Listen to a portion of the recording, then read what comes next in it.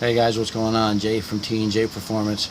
Had the day off work today, so I figured I'd give you a walk around of my vehicles, and then we'll go up the street to my boy Tommy's house where we have a little shop, and I'll show you the vehicles that we got up there. This is my first video, so if it's shaky or I sound kind of weird or if it's too windy and you can't hear me, I apologize. It's windy down here in South Florida today. So here we go. This vehicle right here, 98 Chevy Tahoe. This truck was on Facebook Marketplace. I just bought it maybe 3 weeks ago. Guy wanted $1,200 for it. It was right when the coronavirus hit. I went over to look at it. It was in the hood in Fort Lauderdale, not too far from where we live, although I don't live in the hood. And I went over there. The truck didn't run. He explained to me they put a rebuilt motor in it. He drove it for about 6 months. And then one day he went out to start it, and it wouldn't start. It just locked up. He put a starter in it. It got to crank, and it did the same thing, so he stopped working on it. I went over there, looked at it. It's pretty decent. The body's clean. The interior's a little dirty, but it's not a big deal. I offered him $500 for it, and he jumped on it, so I took it home on the trailer. I got it back to the house, did a little inspection on it, threw a battery in it, cranked it up. They did what he said, cranked and then locked up. I proceeded to take the spark plugs out, got to the number 5 cylinder, and the spark plug came out, and so did a pint of gas. So I figured there was something wrong with the injectors. Number 5 was sticking open.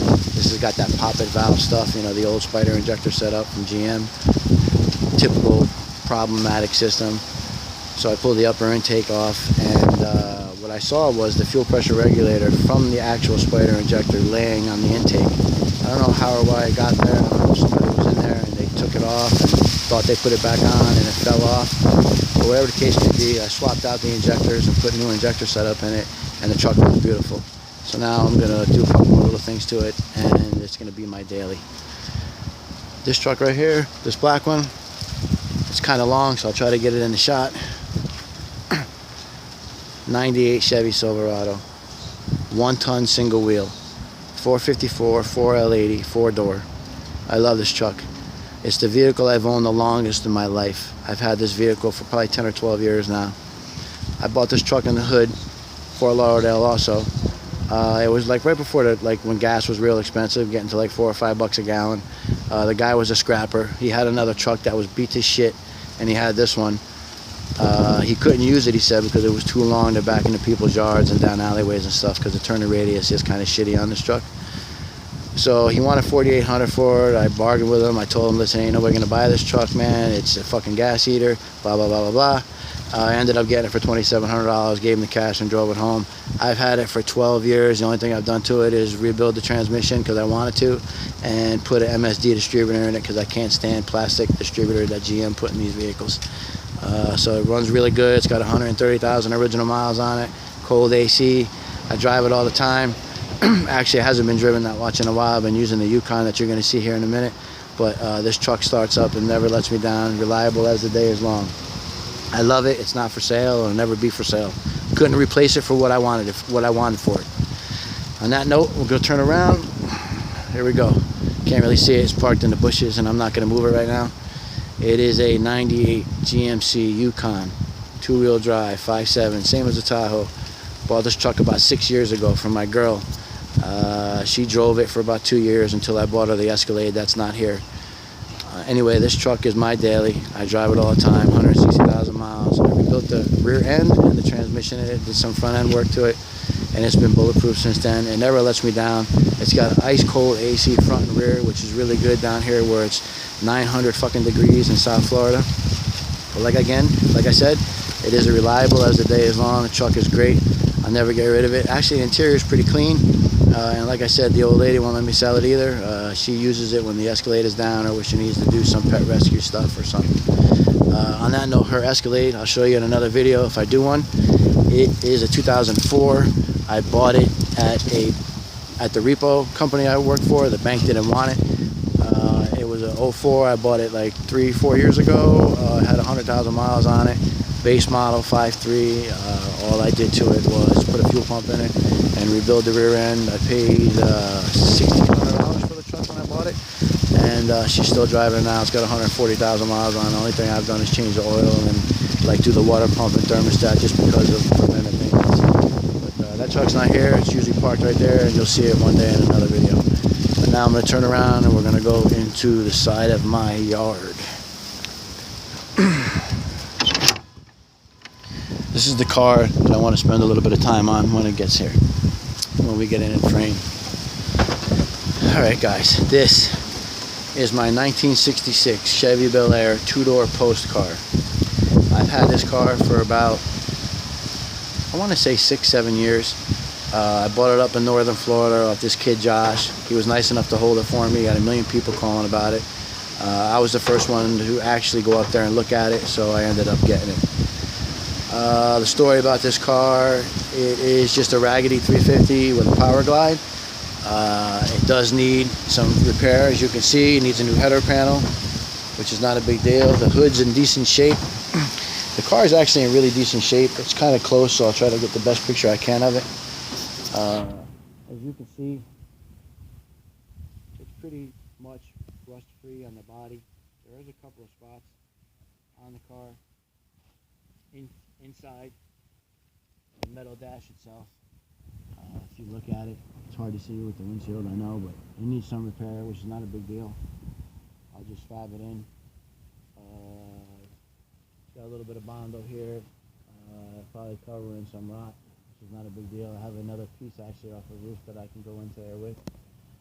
The rest of the car is pretty clean. I'll open it up. There's a bunch of parts in there, new carpet, new wiring harness, and I'm probably not going to use because I'm going to use it out of the donor truck, which I'm going to show you when we go up to the shop.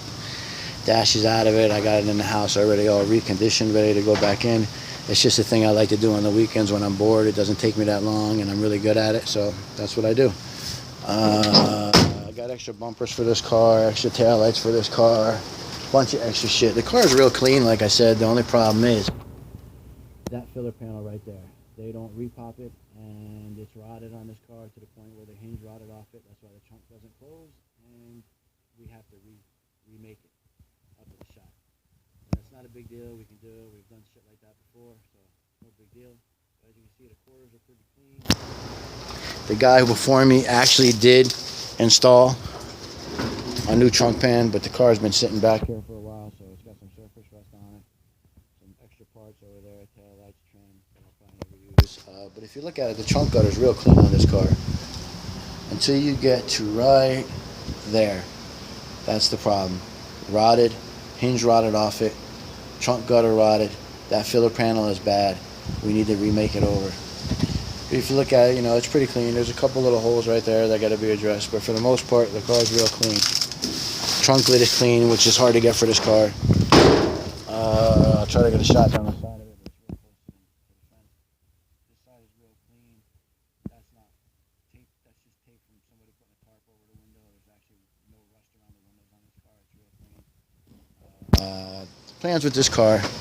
This is going to be a project that's going to be done at the shop. What we're going to next. I actually have extra doors for the car and the bumper and front fenders and stuff, so I got plenty of parts for the car to make it look decent. When you go up to the shop, you're going to see a car in there, a Nova that we're doing right now that we're actually going to sell when it's done. That's pretty much, you know, it's got real nice paint on it. It's been cut and buffed. All the parts are new on that car. We've done work like that before, me and Tommy. We've done plenty of work like that. We've done 5, 6, 7, 10 cars to that stature. This car is going to be my car. This is going to be a driver. I'm not going crazy with the paint. I will make the car look straight, but I want to drive it. I don't want to spend 10 years building the car and not enjoying it because it's too nice to drive. The plans are 6.0, 4L80, cam swap, and possibly a single turbo on this car. I'm going to go up to the shop now and show you what we got up there, and I'll show you the donor vehicle that I have for the motor and training and everything. So let me walk out of here. Go through my side yard. 68 wagon tailgate if anybody wants it. Excuse me for the shakiness and the windiness and the door banging from the frickin' gate. Alright guys, so now back out in the front yard. You can see my old lady's plants in the Yukon. Okay guys, this is my daily. I think she got 100 and just turned 160. Yeah, 160, not too long ago. I love this truck. It never lets me down. So hopefully it won't let me down and look stupid while I'm trying to get somewhere this time. Nope, it's fired right up, as always. So guys, I'm gonna put you on the dash right here real quick. We're only going right up the street, so bear with me. Here we go.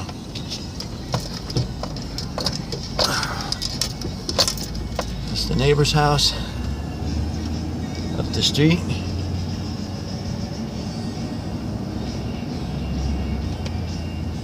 Speed bump that actually my old lady got put in because people were running up and down the street so fast. The little kids were running down the street. We almost had somebody get killed, so she actually walked around a petition to get them put in to help the children stay safe in this neighborhood, because there are a lot. And here's my boy's house. We're going to turn the driveway right now. This is where the shop is, behind his house. 2-car. I think it's 24 by 36. I forget what he fucking told me. I don't remember. But this is his carport. He's not going to be home for a while because he works. He's actually an essential employee. His name's Tommy. Guy's a phenomenal custom kitchen builder, fabricator. He can do pretty much anything you need.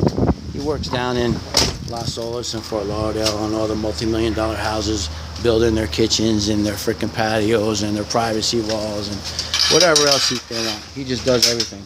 I don't think he's ever told anybody no, he can't do it. Here we go. We're going back behind the shop. Oh, get the key out. Hold on, guys.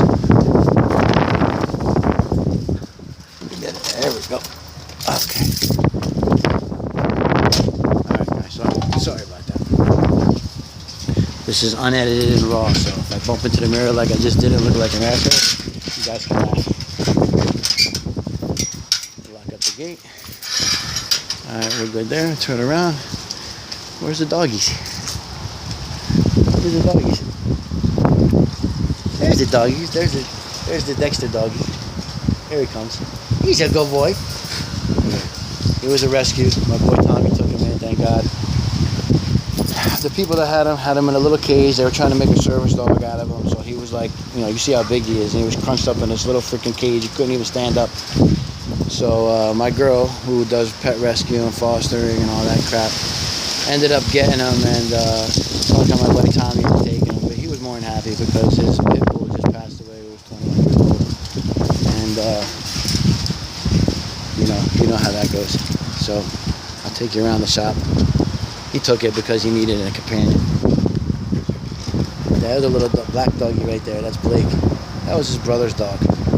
His brother's kids got a puppy and didn't pay any more attention to him, so he got lonely. So his brother brought him down here one day, and that was the end of that. Ended up keeping him, and he's a great dog too. Also a rescue. Alright guys, here it is.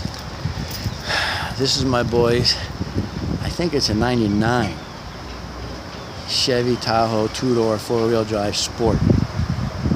This was another $500 deal. Bought it out of West Palm Beach. It was on Facebook Marketplace for about an hour, and the guy said he had about 200 calls on it. I was the first one to go up there, looked at it, didn't run.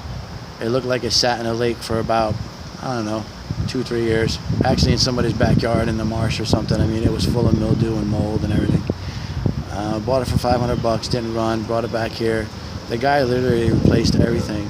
The motor, every sensor on the motor, bought a new distributor, everything underneath the hood is new. And he put a new cap and rotor on it, but unfortunately, like a lot of people don't realize, he put a shitty cap and rotor on it, so the trunk wouldn't run. It was kicking back, it was pushing out the intake, it was breaking starter bolts. Actually, we cranked it up one time out here and actually broke the starter bolt. It kicked back so hard and the starter bolt fell out, fell on the ground. So we fixed that problem, and then before we started it for that time, I told Tommy, I said, let's put a cap and rotor in it. I threw a cap and rotor in it, a good one, brass terminal one, like you're supposed to use on these trucks, because if you don't, your shit won't run right. We did that, and the truck literally fired with the key. It runs great. 209,000 miles on the truck. Who knows how many on the motor? But it doesn't really matter, because the thing literally doesn't blow a lick of smoke, and it runs perfect, like a sewing machine. So we're really happy about that. Next vehicle. This is my buddy's, Tommy's 85 K5 305, 4-speed, 4-wheel drive Blazer. We bought it off a marketplace. This one actually came out of, I want to say this one came out of Tamarack or something. I don't remember. Anyway, early morning purchase. Bought it off the original owner's son. Truck has 55,000 original miles on it, but it's sat, it's rough, it's got some rust in it. 305 4-speed. It'll run and drive. The clutch works great. You can actually tag this vehicle and drive it if you wanted to, but it is rough. My boy Tommy says after he gets a couple things done with his house roof and such, he is going to look mud truck out of it. And if that's the case, it will be on my channel. We will build it on my channel, and you will see it on my channel. So it'll be pretty cool. He's already got a big block and a turbo 400 for it and stuff for it, so it'll be pretty cool. Next vehicle. This 2004 GMC 2500 HD. This truck, believe it or not, it's plain Jane, but it plays a critical part in the Bel Air build. This truck was given to my buddy Tommy from his boss that he still works for. And why wouldn't you, for somebody give you a truck like this for free, right? Doesn't have a title, we don't care. Literally, it's got a 6.0 and a 4L80, pulling the motor, the tranny, the fuel injection harness, the body harness, and all the air conditioning is coming out of this truck and going in the 66 Bel Air. We're gonna do the most budget 500, 600 horsepower 6.0 swap in a Bel Air with air conditioning you can. Because literally, if you look around, you don't have to go with a 6.0, you can go with a 5.3 and a 4L60 and get one of these trucks for $1,500 wrecked, not wrecked, a lot of miles, not too many miles, whatever, and take the motor, the tranny, the harnesses, and the A/C components, because everything is under the dash in these trucks, and put it in your Impala or your late model, early model muscle car and make it work, and not have to spend $1,000, $1,500 on vintage air or hot rod air. So that's the plan with this truck, and then we're gonna part it out and sell the bed and whatever we can and scrap the rest. But it's got a 14-bolt full floater in it, so we're gonna keep that. The rest of it's gone. So that's the plan with that truck. And the next truck we got is, I think it's an 83 GMC Suburban. This is our buddy Pete's truck. It's 355, turbo 400, extreme 4x4 camshaft, lots of rust. He's had it since he was a kid. I mean, me and Ty remember him driving this thing 100 miles an hour, weaving out of traffic like it was a NASCAR, and wonder why the brake pedal was always low. But he's a good guy, airboat, crane operator. He'll give you the shirt off his back if you catch him on the right day. Tommy knows what I'm talking about. But otherwise, yeah, they use it as a mud truck. It's pretty rotted. Tommy wants to put a flatbed on it, but I say I like the old rusty Suburban look. But we'll see what happens with it. It does run and drive, just needs some servicing. Like the diffs got water in them, you know, because they go mud and they don't service nothing. Change the oil, set of plugs, you know, shit like that. And she's a ripper. The motor runs really good. It's been rebuilt. Doesn't have that many miles on it. It's got good compression in all the cylinders. So we just threw a cam and a time chain in it, and she came alive. I had to fight with him for about 3 months about putting a big block in it. A big block, I need a big block, big block, big block. I told him you don't want to put a big block in it. Just let me put a camshaft in it, and you'll be happy the next time you go mudding. So he bet me, he bought the parts, I put it together, and he took it out mud, and he came back with a big old shit-eating green on his face and said, "You were right, man, I didn't need a big block," and it's been like this ever since. So, on that note, we're gonna walk into the shop. Again, guys, sorry if it's shaky, but I'm trying to do the best I can. Let me find the key to the shop. Got it right here. Alright, so this car that we're going to see is the one that we're building to sell. And I'll give you a little hint. That's a hood that was on it when we got it. You guys, anybody needs it, it's here. And there's some more parts for it. And there's decks. And here's the front door. So just give me 1 second. I'll actually put you towards the door lock here. I think this is the one. Yeah, that's the one that's locked. Alright, guys. It's a little dark in here, so give me a second. Click on the lights. Shut the door. Let me open the garage door.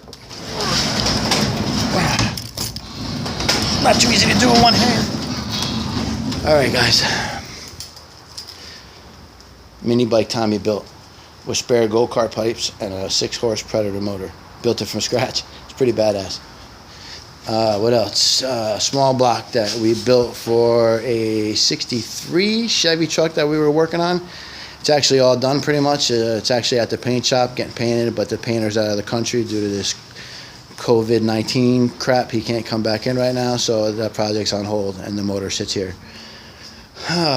Nova parts, Nova parts, Nova parts, more Nova parts, Nova parts, Nova parts. Chevelle parts that we had that are is no longer here. Aluminum small block heads. Hopefully, be donating them to Big Tall John's shop with Lamb Chops World. If he wants them, they're here. You can have them. Scooter, tools. That is the 454 and 4L80E out of the black truck I told you the story about a little while ago that got crashed. We had to literally cut the frame up to get the motor and transmission out, but it is out and it is here. It's a great motor and tranny. It ran excellent. And both our trucks, actually I didn't tell you that Tommy, after that truck got smashed, at the Repo company, I was at the auction yard and there was a 98 GMC Sierra 4-door, single wheel, 1 ton, big block, 4-wheel drive truck, which is what he really wanted. So I talked to the auctioneer lady and she's mad cool with me, and she didn't run the truck across the block. We got it for a real good deal, and he's actually driving it now every day. So that motor works on both our trucks, but the tranny won't work in his because his is 4-wheel drive, but it will work on mine because it is 2, so we hang on to it. Again, tools. This 4-wheeler, I'll tell you a quick story about the 4-wheeler. Tommy just bought this thing for $500. Oil pressure light was on when we got it. The guy actually abandoned the bike at a shop and bought another one, and the guys at the shop sold the bike to Tommy. We took it apart. Well, actually, he took it apart. Never working on one of these before. Oil pump was shattered. He cleaned everything out, put a new oil pump in it, put everything back together, and the bike runs great. No oil light, no flickering oil light. He took it out a couple weeks ago and beat the shit out of it, and no issues, no smoke. The motor runs great, no noise. He did have a problem with the 4-wheel drive. He said he couldn't get out of 4-wheel drive. So what he did some research, and unfortunately, there's no video explaining why that wouldn't work or what could be wrong with the harness going from the handlebars to the plug to go into the 4-wheel drive actuator and the 2-wheel drive actuator on this thing. So he did some research, found out it works pretty much like a heat actuator door, and he went in there and wired it up and put this little button in. So basically now what he does is it's a momentary button, so he can push that button and momentarily lock it into 4-wheel drive, and it'll stay in 4-wheel drive. And then when he wants to go into 2-wheel drive, he bumps it again until he feels it'll come out of 4-wheel drive, and he's in 2-wheel drive. Quick fix. Kid's not really much of a wiring guy. He's awesome at everything else, but he does pretty good at the wiring, and that was pretty impressive for him to figure that out. It actually works great, and he was ripping down the street in this thing Sunday, and it was moving. So it runs great, and I'm really happy he got a good deal on it, and he fixed it for cheap as fuck, and he's actually going out with it next weekend. Now, this is the car we're currently working on. 1971 Chevy Nova. Not an NSS, not a Rally Sport, not a custom, not nothing. Just a regular Nova. This car has been with me and Tommy for probably 15 years. If any of you guys down here in South Florida remember in Pompano, Murray Speed and Custom, they used to have a caulk board with 3x5 index cards on it that people used to list stuff for sale. This car was on there. All it was doors, quarters, and a roof and a rear end. It rolled. The subframe was all there and everything, but it was gutted. No wiring, no interior, no motor, no tranny, nothing else. I bought the car for $800. The guy said if he didn't get $800 for it, he was going to crush it. He was a Porsche race car guy, and he's actually building this into a race car. I already had moved the leaf springs inward, so I had some funky stuff going on in the trunk, which we took care of. But otherwise, the car is very, very clean and very, very straight. As you can see, we just painted it, cut and buffed it. Tommy did an unbelievable job laying down the paint. He lays finishes for a living, and there's nobody better here that can put a paint job down in a garage like this, like he did. Not only did he put the paint job down, he cut and buffed it like there's no tomorrow. The car is flat. It looks phenomenal when it's outside. It's been sitting in here for about 2 months now, so it's dusty. But as you can see, we got a little touch up on the cowl panel the core support right there. But as you can see, it is clean. Aluminum radiator, power brakes, four-wheel disc all the way around, all brand new brakes, brake lines, fuel system, fuel lines, fuel tank, fuel straps, fuel isolators, all new, all factory clips new. 406 roller motor. It's meant to look this way. Don't let it fool you. 406 small block, roller cam, roller lifters, 375 horse double hump vet heads off a 60-something vet. I don't remember the actual year. It's got a badass crank rods and pistons in it.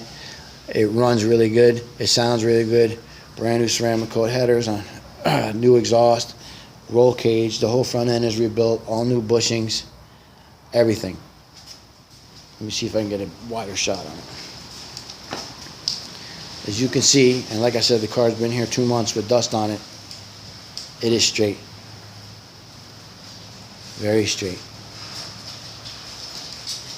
And as good as it looks on the outside as it does underneath. And I will show you in a minute.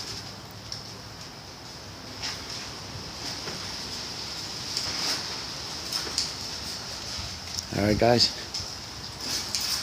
show you the back. New tail lights, new emblems, everything on this car is new. And that's not on here, will be new. It's in boxes in the corner of the shop. So, transmission, Muncie M22, 4-speed, 12-bolt rear, 410 gears, all new bushings, all new spring pad bushings, all new leaf springs, all new leaf spring bushings, all new gears, bearings, and everything in the rear end is brand new. New fuel tank, frame connectors. The underneath of this car, I'm sorry, I'm walking around the same side. Let me get on the other side. Like I said, the underneath of this car looks as good as the top. It is truck bed linered. Well, at first it was epoxy primer, sanded, epoxy primered. Then truck bed linered, inside and out, underneath the whole tub, underneath the cowl, inside the fenders, everything is truck bed linered. This car is beautiful, beautiful. So, I don't know if you can see too good inside the car. I rebuilt the cluster, clear coated it. It's beautiful, brand new, all LED lighting in the back of it. It has a Shift Works tack. We did the front floors in the car. They're butted, not overlapped. You can't even really tell that we did them. This car is amazing. It wears its original quarter panels, trunk lid. The only thing we did was this tail panel and the trunk gutters. And the only reason we did them is because the car took a little hit on the passenger side bumper, maybe 5 miles an hour or less, enough to push the corner edge of the bumper into the tail panel. They did a shitty fix on it back in the day, and it just rotted out the corner of the quarter panel and the tail light and the tail panel.